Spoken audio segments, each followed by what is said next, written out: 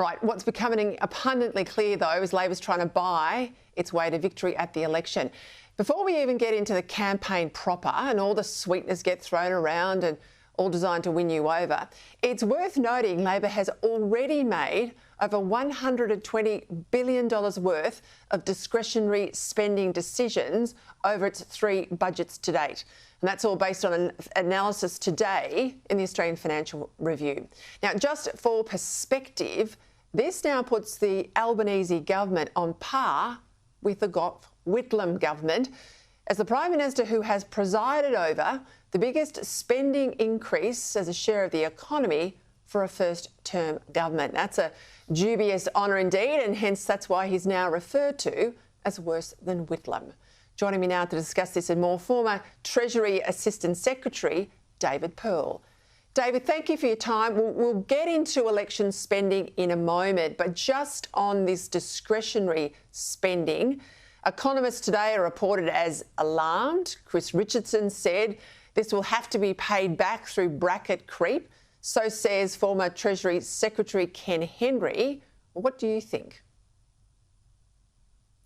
Thanks for having me on, Peter. I think they're right, although I do think that the economists being in conniptions about balancing the budget are missing the main point, and that is that in order to reinvigorate growth in this economy and dynamism in our society, we have to be shrinking the size of government. There's a massive difference between a balanced budget where tax is 40% of GDP. We're effectively Belgium, stagnant, declining, or a balanced budget with a much smaller government footprint. So yes, Chris Richardson always comes out with his calls for the balanced budget, but I think what Ken Henry, who I have a great deal of respect for, although I disagree with him on climate change, what Ken's driving at is we need to control spending and we need to ease crushing personal income tax burdens. Well, just on the cost of government, there's 2 things there. Obviously, what government spends and how many people government employs and the cost of the institutions that we have, you know, the quongos, if I can call them that. Peter Dutton's made a commitment today about $24 billion he reckons he can cut out of the public service. He says this will not be frontline services, you know, like the border protection officers and the like.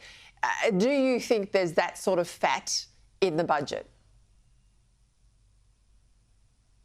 There certainly is, because as Peter Dutton has said, the Albanese government has hired 36,000 public servants in its time of office. Now, some of them are replacing consultants, so Dutton would have to be careful if he's going to get rid of public servants not to replace them with consultants.